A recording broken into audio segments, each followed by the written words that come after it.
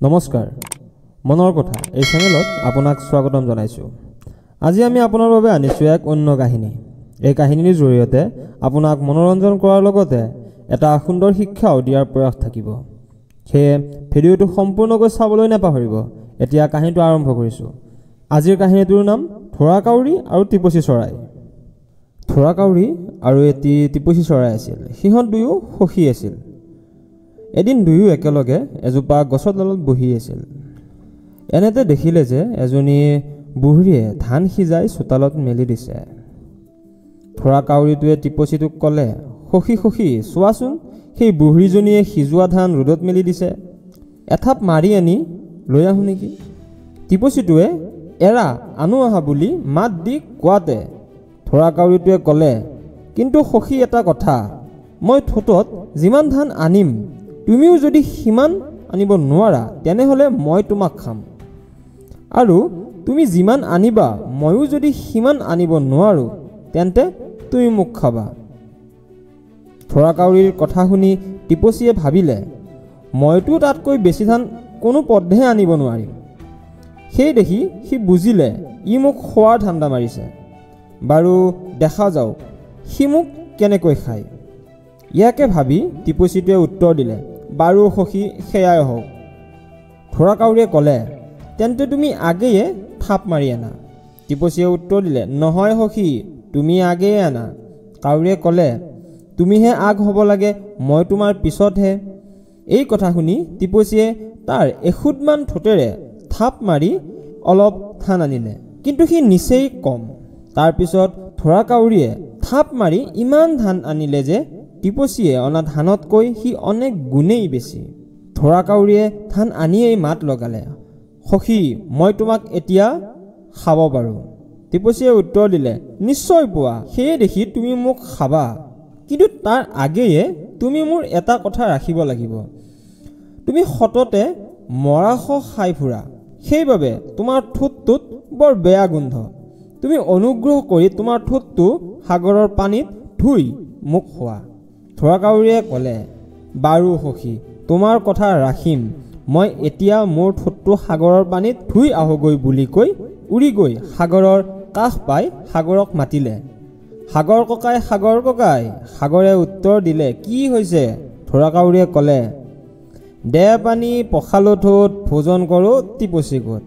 সাগৰে উত্তৰ দিলে, কিহত কৈ দিম? যদি কিবা এটা পাত্ৰ দিব পাৰা তেন্তে দিব পাৰোঁ। সাগৰৰ কথা শুনি কাউৰীয়ে টেকেলি এটা বিচাৰি কুমাৰৰ ঘৰলৈ গ'ল। কুমাৰক কাউৰীয়ে মাত লগালে, কুমাৰ ককাই, কুমাৰ ককাই, ঘৰত আছানে? কুমাৰে উত্তৰ দিলে, আছোঁ আছোঁ, কিবা কৈছে? কাউৰীয়ে ক'লে, দে টেকেলি, তোলো পানী, পখালো ঠোঁট, ভোজন কৰোঁ টিপচী গোট। কুমাৰে ক'লে, মোৰ ঘৰত গঢ়া টেকেলি নাই, যদি অলপমান মাটি আনি দিব পাৰা তেন্তে মই টেকেলি এটা গঢ়ি দিব পাৰোঁ। কুমাৰৰ কথা শুনি কাউৰীয়ে মাটিৰ ওচৰলৈ গৈ মাটিক ক'লে, দে মাটি, দিওঁ কুমাৰক গঢ়ক টেকেলি, তোলো পানী, পখালো ঠোঁট, ভোজন কৰোঁ টিপচী গোট। মাটিয়ে উত্তৰ দিলে, মই কেনেকৈ দিম? যদি কিবা উপায়েৰে খান্দি নিব পৰা নিয়া। মাটিৰ সমিধান পাই কাউৰীয়ে মহৰ ওচৰ পালেগৈ। সি মহক মাত লগালে, দে শিং খান্দো মাটি, দিওঁ কুমাৰক গঢ়ক ঘটি, তোলো পানী, পখালো ঠোঁট, ভোজন কৰোঁ টিপচী গোট। মহে উত্তৰ দিলে, মই নিজে মোৰ শিং কেনেকৈ দিম?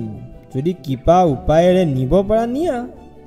মহৰ কথা শুনি কাউৰীয়ে কুকুৰৰ ওচৰ পাই কুকুৰক ক'লে, মাৰ মহ নিওঁ শিং, খান্দো মাটি, দিওঁ কুমাৰক গঢ়ক ঘটি, তোলো পানী, পখালো ঠোঁট, ভোজন কৰোঁ টিপচী গোট।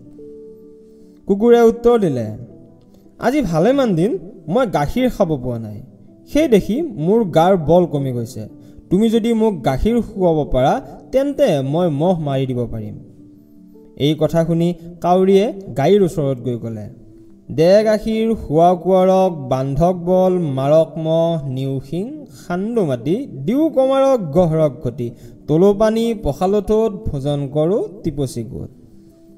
গায়ে উত্তৰ দিলে, মই বুঢ়ী হৈছোঁ, ভালেমান দিন ভালকৈ ঘাঁহ খাবলৈ পোৱা নাই।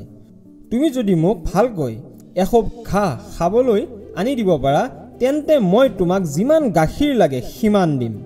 গাইৰ উত্তৰ শুনি কাউৰীয়ে ঘাঁহৰ ওচৰলৈ গৈ ঘাঁহক ক'লে, দে ঘাঁহ, খুৱাও গাইক, ওলাওক গাখীৰ, খুৱাও কুকুৰক, বান্ধক বল, মাৰক মহ, নিও শিং খান্দো মাটি, দিও কুমাৰক গহৰক ঘটি, তোলো পানী পখালো ঠোঁট, ভোজন কৰোঁ টিপচী গোট।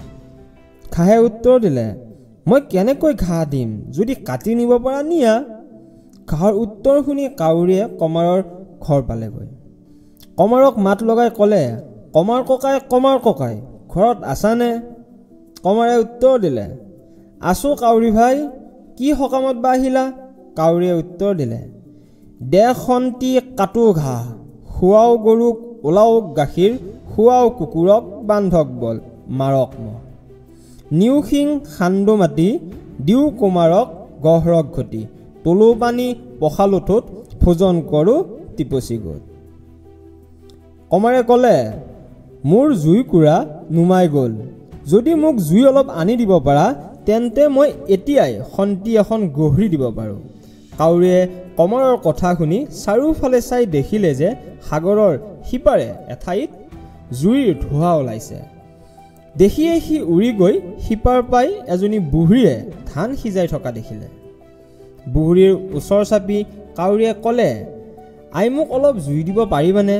বুঢ়ীয়ে উত্তৰ দিলে, কিহত কৈ দিম? কাউৰীয়ে ক'লে, মোৰ ডেউকাৰ ভিতৰতে বান্ধি দিয়া। বুঢ়ীয়ে তাকে কৰিলে। কাউৰীয়ে জুইৰ আঙুঠাৰ টোপালটো ডেউকাত বান্ধি সাগৰৰ ওপৰেদি লৈ আহি থাকোঁতে তাত বতাহ লাগি জ্বলি উঠি ডেউকা পৰি যোৱাত সি মাছ সাগৰতে পৰি ডুবি মৰিল। ইফালে টিপচীয়ে মনে মনে কাউৰীৰ পাছে পাছে আহি আগৰে পৰা গুৰিলৈকে এইবোৰ লক্ষ্য কৰি আছিল।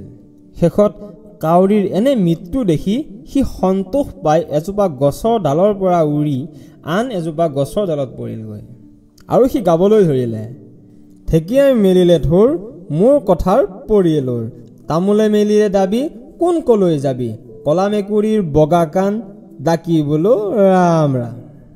আশা কৰোঁ আপোনালোকে ভিডিঅ'টো উপভোগ কৰিলে। যদি ভাল লাগিছে তেন্তে ভিডিঅ'টোত লাইক আৰু কাহিনীটোৰ পৰা কি শিকিলে কমেণ্ট কৰি আপোনাৰ মতামত দিবলৈ নাপাহৰিব আৰু চেনেলটো ছাবস্ক্ৰাইব কৰি বেল আইকনটো ক্লিক কৰক যাতে আমাৰ নতুন ভিডিঅ'ৰ আপডেট আপুনি পায়। আগলৈ আকৌ নতুন কাহিনী এটা লৈ আহিম, তেতিয়ালৈকে সুস্থ থাকক, আনন্দত থাকক। থেংক ইউ আজিৰ বাবে।